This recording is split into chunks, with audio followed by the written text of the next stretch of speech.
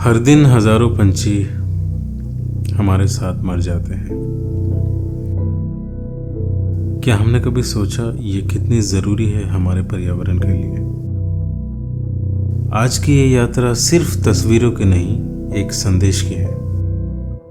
Deepor bill ये वो जगह है जहां प्रकृति बोलती है।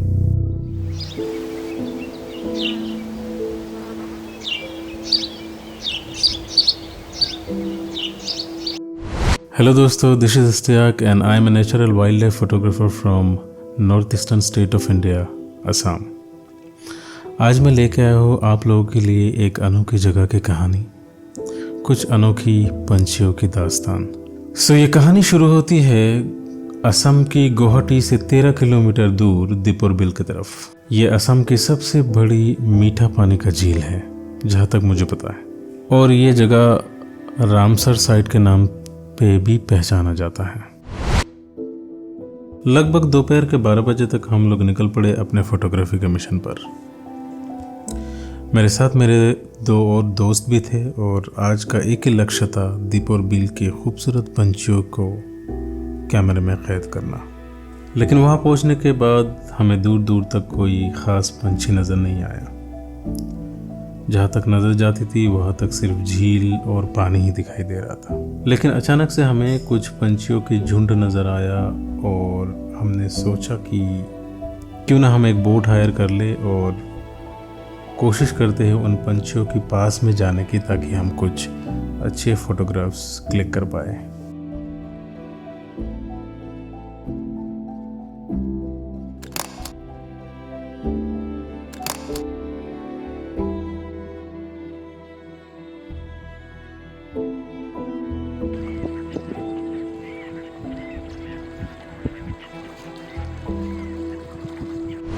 चलिए जानते हैं कुछ fun facts about this bird, black headed gull. इसका नाम भले ही ब्लैक हेडेड है, पर इसका सर काला नहीं है। गर्मियों के मौसम में इसका सर डार्क चॉकलेट ब्राउन हो जाता है और सर्दियों के मौसम में सिर्फ कान के पास में 2 स्पॉट रह जाते हैं।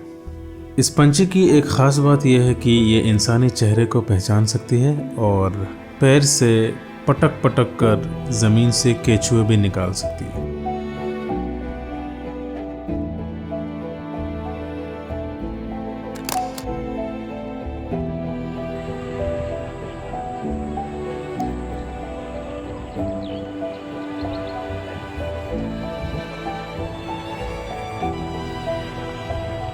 अब हम बात करते हैं इस अनोखी पंछी के बारे में जिसका नाम है एशियन ओपनबिल्स।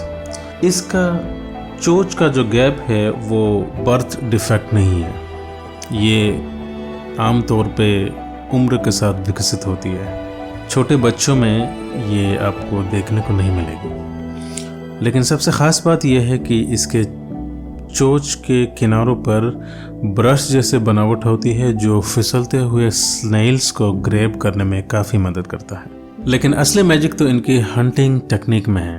थाईलैंड में ये देखा गया है कि ये गूंगे की नर का टेस्टिस निकाल देते हैं और मादा की एल्बुमिन ग्लैंड्स को अलग कर देते हैं ताकि वो सिर्फ न्यूट्रिशियस भाग को ही खा सके।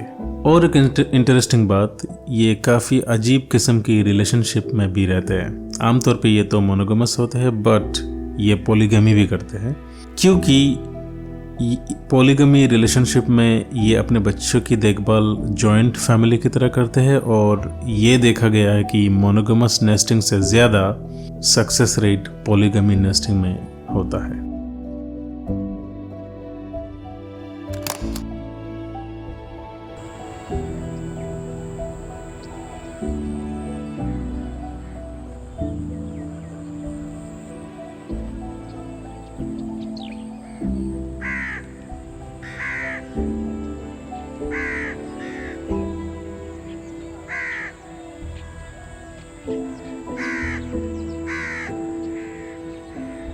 अब बात करते हैं इस अनोखी पंछी के बारे में जिसकी स्टडी एरिस्टोटल ने 350 BC में किया था।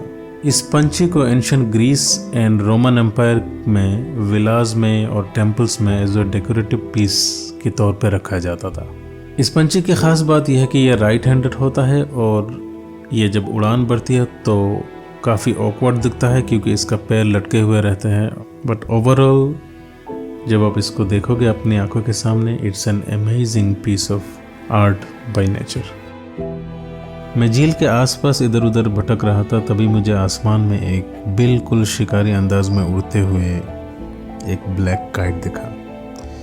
ब्लैक काइट को आम भाषा में हम लोग चील कहते हैं। एक टाइम था जब ये बहुत ही आम हुआ करता था, लेकिन आजकल हमारे प्लेसेस में कुछ कम ही दिखता है। ये आज की फ़ोटोशूट का सबसे ख़ास पल था। उड़ते हुए ब्लैक काइट को कैप्चर करना थोड़ा डिफ़िकल्ट था, but it was amazing feeling and experience. जब हम आज की फ़ोटोशूट को ऑलमोस्ट रैप अप कर रहे थे, तभी मुझे झील के किनारे पे एक सिट्रीन वैगटेल दिखा। It's a small beautiful bird dancing with her tails. Amazing amazing.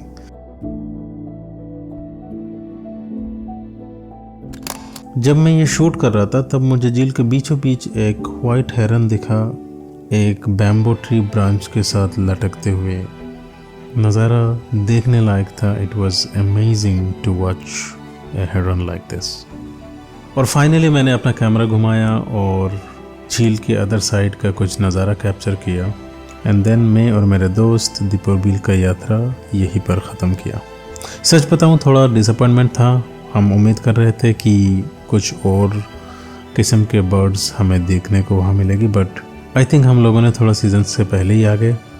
सो कोई बात नहीं, हम फिर से एक बार दीपर बिल आएंगे, may be in like December और in the mid of January. So दोस्तों, Deepor Beel is an amazing place to visit, there is no doubt about it. But इस जगह की खूबसूरती को बचाने के लिए हमें इन पंछियों को बचाना पड़ेगा, क्योंकि इन पंछियों के बिना ये झील, ये तालाब कभी खूबसूरत नहीं हो सकते। हर साल लाखों पंछी, हज़ारों पंछी हमारे साथ मर जाते हैं हमारी गलतियों की वजह से। वो गलती हम कभी कभी डायरेक्टली करते हैं, कभी कभी इनडायरेक्टली भी करते हैं। हम पंछियों की हंटिंग करते हैं, उन्हें मार देते हैं, उन्हें खा जाते हैं, या ऐसा बहुत सारे कांड करते हैं जो हमें करना नहीं चाहिए। रोड्स, हाईवेज़, मॉल्स, बहुत कुछ बनाते हैं इन तालाबों और झीलों को भर भर के, जिसकी वजह से इन पंछियों को जगह नहीं मिलता कहीं ठहरने के लिए। ऐसे अनगिनत रीज़न है जिसकी ज़िम्मेदार सिर्फ़ और सिर्फ हम हैं। मुझे ये समझ में नहीं आता कि हम इंसानों को कभी कभार क्यों लगता है कि ये धरती सिर्फ हम लोगों के लिए है। इन पंछियों को हमें ज़रूरत है और हमें उनकी। पंछियों को बचाए ताकि ये झीलें कल भी गा सके और हमारी आने वाली जनरेशन भी इन खूबसूरत पंछियों को देख सके। Thank you very much for watching, and मिलते हैं कहीं और जगह किसी और स्टोरी के साथ।